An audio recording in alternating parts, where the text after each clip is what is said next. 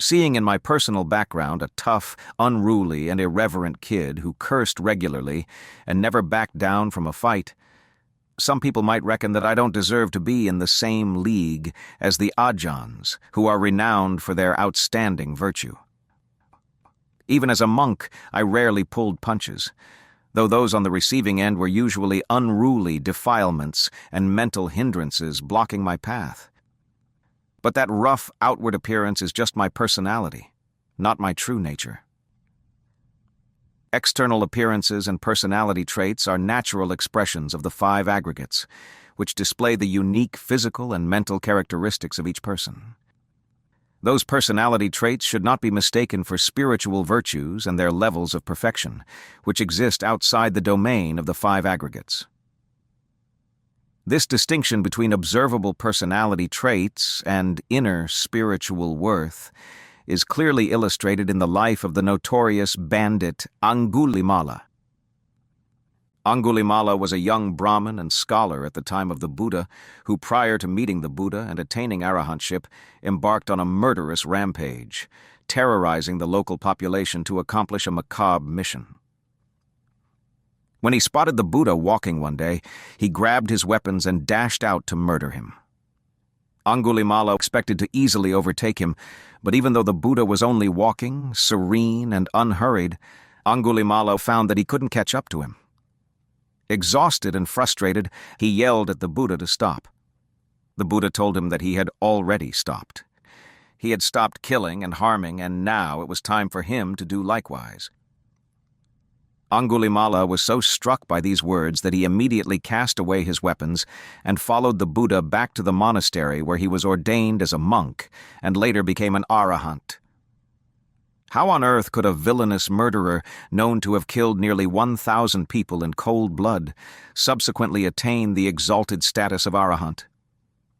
The answer is that, having examined the accumulation of spiritual wealth in Angulimala's heart, the Buddha saw that during his eons-long journey through samsaric existence, he had been responsible for an incalculable number of virtuous acts of generosity, moral integrity, and spiritual awareness. He had thus amassed an enormous quantity of worthy karma, the cumulative effect of which was immeasurably greater than the consequences of the evil actions he committed in his present life. Reconnecting with his rich karmic legacy, Angulimala responded to the Buddha's command that he stop his wrongdoing by throwing away his weapons, renouncing his acts of terror, and wholeheartedly embracing the Buddha's teachings for the sake of attaining the highest of spiritual goals. In the end, the personality embedded in the 5 aggregates had not changed. It was the undefiled awareness detached from the personality that had undergone a transformation.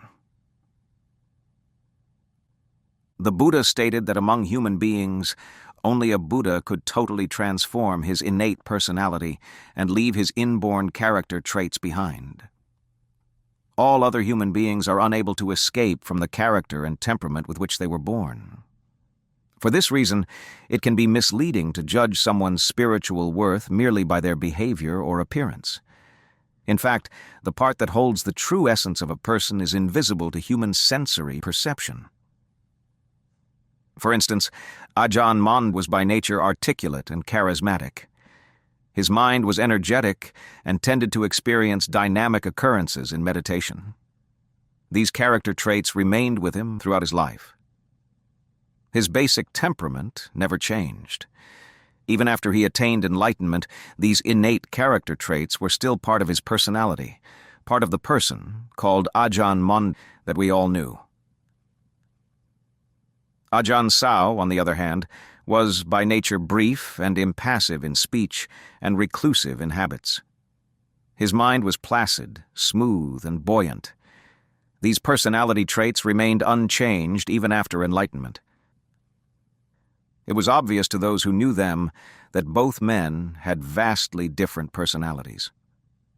Far less obvious was the fact that in terms of inner wealth and purity of heart, both men were in essence the same, with not a hair's breadth between them. To indicate how external appearances can deceive, the Buddha told the story of a monk who was so decorous and refined in his conduct that his fellow monks assumed he must be enlightened. But when someone asked the Buddha if this monk was indeed an arahant, since his behavior was so inspiring, the Buddha replied, "No, not yet." The Buddha elaborated, explaining that these were personality traits that the monk had inherited from previous lifetimes when he'd been born as a lion, whose natural manner was always regal and majestic. Having now been born a human being and ordained a Buddhist monk, he'd brought those elegant mannerisms with him. Internally, however, he was still subject to the ill-mannered boorishness of the defilements. Mine may have been the opposite case. It was during this rains retreat that Ajaan Mun began referring to me as gold wrapped in rags. It was his way of paying tribute to the brightness of the heart shining through a boorish personality. I took the compliment humbly and with caution because even then Ajaan Mun could turn quickly and scold me at any moment. While spending the rains retreat at Bon Coke Monastery that year, a debilitating inflammation developed in the tendons of my right leg. The pain started at the hip and extended down to the foot, which made standing and walking very difficult. The pain I experienced felt like a boa constrictor had wrapped itself tightly around my leg. Ajaan Mun started calling me the cripple when he watched me limping around the grounds of the monastery. Eventually, the excruciating pain moved up from my legs and spread into my upper body as well. Then I couldn't move around at all. Tan Tong Pan, the monk whom I had befriended at Ajaan Mun's monastery in Chiang Mai, concocted a curative treatment by soaking whole grain rice overnight in warm water and then pounding it into a white mush. He also took handfuls of the extremely bitter medicinal vine called borapet, pounded it to pulp, kneaded lots of water into the pulp, and strained the borapet-infused water out of it. After that, he combined the rice mush with the borapet water, poured the mixture into empty liquor bottles, and buried them underground for 3 days and nights. When the bottles were buried, the tops of the bottles had to protrude out of the earth about 1 inch. When the concoction was fully matured and ready for consumption, Tan Tong Pan offered me the medicine. According to Buddhist monastic rules, all food items like rice must be consumed before noon, so I had to take Tan Tong Pan's medicine between the hours of dawn and noon each day. I drank 1 full bottle every day until all the medicine was gone. By the end of this treatment, my tendinitis had been cured. While living with Ajaan Mun, I remained my typically stubborn self, but stubborn in the way of a practicing monk. For instance, I had a tendency to argue with Ajaan Mun when I thought my reasoning was strong. But each time my views conflicted with his, I was put in my place by my teacher's superior wisdom. I must have been one of Ajaan Mun's most bothersome disciples. I accept full blame for that character flaw. Nonetheless, to this day, I have no misgivings about speaking out so boldly. Although my arguments with him may have sounded like shouting matches, my intention was to test my doggedly held views against the unshakable truth of Ajaan Mun's knowledge and understanding. The more I defended my opinions, the more I realized that he had all the truth on his side. Courageous though I was, I always fought a losing battle. After each exchange, I reflected carefully on what he had said and respectfully accepted its truth with all my heart. On the few occasions when I stubbornly refused to yield to his teaching because I couldn't understand its meaning, I'd look for another opportunity to debate him. But I always came away battered and bruised by the power of his reasoning, with my opinions tied in knots. Although Ajaan Mun was fully aware of my opinionated ways, he tolerated my outbursts because they were spoken in search of a clearer understanding. He never tried to change my attitude. Even today, my stubborn character trait often prevails. I can be single-minded and argumentative with monks and lay supporters alike when I have reason to be. which leads some people to think that I'm not a very nice person. Alas, the curse of the old rag. Shortly after the 1942 Rains Retreat ended, Ajaan Mun announced to the monks that he intended to move his residence from Bon Kok to the forested hillsides surrounding the village of Nibbāna. He planned to set up camp in an enormous wilderness area that was 60 miles wide and almost unlimited in length as it extended along a series of overlapping mountain ranges that seemed to stretch on forever. Many monks had gathered around Ajaan Mun at Bon Kok Monastery by that time, and most of them intended to accompany him on the journey. Among those monks, Ajaan Maha Boowa stood out the most to me. He was a few years older than I was, but perhaps not yet wiser. His tough, uncompromising strictness set him apart from the others. His bold, outspoken character reminded me of something Ajaan Mun told me several years before when he saw a vision of himself seated majestically astride a white elephant, while two young monks straddled smaller elephants just behind him. Ajaan Mun understood that these two young monks would attain full enlightenment soon after he passed away, and that they would bring enormous benefit to Buddhists everywhere. Although Ajaan Mun did not name the monks that appeared in his vision, he described to me their predominant character traits, which sounded very much like my own. I recognized many of these traits in Ajaan Maha Boowa as well. I instinctively surmised that he must be one of the monks that Ajaan Mun was referring to in Chiang Mai. By this time, I'd been living with Ajaan Mun and attending to his needs for almost 3 years. Looking toward the future, I felt the time was right for me to begin striking out on my own. I sought the opportunity to devote all my attention and effort to overcoming a persistent form of delusion that still plagued my meditation. Ajaan Maha Boowa's presence made that decision much easier for me because I sincerely believed I could entrust him with the duties and responsibilities that I undertook on Ajaan Mun's behalf. I saw that Ajaan Maha Boowa was diligent, thorough, and attentive to detail. He appeared to be trustworthy, especially when it came to matters pertaining to Ajaan Mun or Sangha activities. He was obviously capable of handling the pressure of serving Ajaan Mun without becoming flustered or upset by the demands of the assignment. Attending to Ajaan Mun's needs on a regular basis provided many opportunities for good character development and success in meditation. But the duties were also demanding and sometimes stressful. A monk undertaking these responsibilities was obliged to remain very observant and vigilant whenever he was in Ajaan Mun's presence. He couldn't just go through the motions, performing his duties in a routine, mechanical fashion. He was expected to show a reason and a purpose for everything he did, whether it concerned how he cleaned Ajaan Mun's residence, how he looked after his requisites, or how he carried out errands. Every day, Ajaan Mun's residence had to be cleaned and straightened up. His bowl and robes freshened in the sunshine and put away neatly, his bedding aired out and put back in its place, and his tea kettle and spittoon washed, wiped dry, and placed in its proper location. Everything needed to be in order and be done quickly and efficiently. Ajaan Mun did not put up with monks who hurriedly finished their duties by cutting corners. Nor would he tolerate monks who only reluctantly did what they were told to do, because they were unwilling to put their hearts into the task.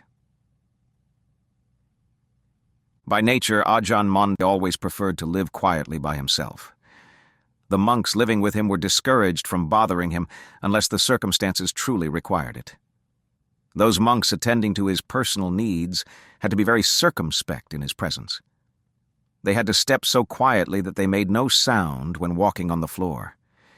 They wiped their feet thoroughly after washing them so as not to leave wet footprints on the floorboards. They took extra care to work soundlessly when shaking out robes or opening windows and doors. As a result, only monks deemed to be trustworthy were selected to oversee Ajaan Mun's personal needs. Since by nature Ajaan Mun was very thorough and meticulous, his attendant monk had to decide what action was appropriate in each instance, and then see that the other monks carefully followed this regimen. For this reason, monks attending to him were carefully chosen to ensure that their behavior did not conflict with his refined temperament. Keeping all of these factors in mind, I felt confident handing off this responsibility to Ajaan Maha Boowa. I myself had spent the previous several years attending to Ajaan Mun's personal needs and overseeing arrangements for his healthcare. I learned early on that practicing with him wasn't simply a matter of listening to teachings about Dhamma. I needed to attune my mind to how he reasoned things out, how he expressed his ideas, and how he deported himself, until they were firmly assimilated into the way I myself thought, spoke, and acted. Living with him for such a long time allowed me to regularly observe his habits, his conduct, his virtues, and his wisdom, day in and day out, under all circumstances. In a similar vein, living with Ajaan Mun forced me to remain so constantly restrained and watchful that mental vigilance eventually became an ingrained habit. Because of that, I felt that if I left Ajaan Mun this time to wander Dhutanga on my own, I'd be able to take care of myself, using the various spiritual qualities I'd gained from his practical training. After appropriate arrangements were made for his care, I paid my heartfelt respects to Ajaan Mun and humbly requested his permission to leave. With permission granted, I bowed again and begged his forgiveness for anything offensive I might have done in his presence, whether intentionally or unintentionally. I then departed Ban Kok Monastery and hiked to Na Si Nguyen village, where I set up camp in a nearby forest cemetery. Finding the location suitable for accelerating my meditation practice, I remained in the vicinity of Na Si Nguyen through the end of the next rains retreat. My encampment was just half a day's walk from Ban Kok Monastery, which made it convenient to walk there when I had a question about my meditation. Twice a month, on lunar observance days, I made a day journey to Ban Kok to join the Sangha for Patimokkha chanting, and to listen to the Dhamma talks Ajaan Mun gave on those occasions. Afterward, I would hike back to Na Si Nguyen village, reaching my encampment just as night fell. After the rains retreat, I wandered Dhutanga in the surrounding mountains. I considered hiking from place to place to be another aspect of my meditation practice. Once I had determined the mountain range or forest I wanted to head for, I focused my mind on the practice and proceeded as though I was doing walking meditation with the forest trail as my path. I didn't worry about where I might find the next village or whether I'd reach it before nightfall. I simply resolved to walk until dusk, then look for a place to rest for the night. The next morning I'd continue until I reached the nearest village, where I collected alms food from the local inhabitants as I passed through. I was content to eat whatever food they offered. The quality of the food was usually poor, but that no longer bothered me. It was enough to keep me going from one day to the next, which was all that really mattered.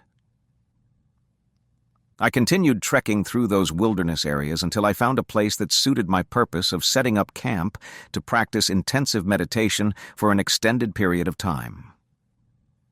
Such a location preferably provided sufficient protection from the weather, a reliable source of fresh water, and a small village within walking distance.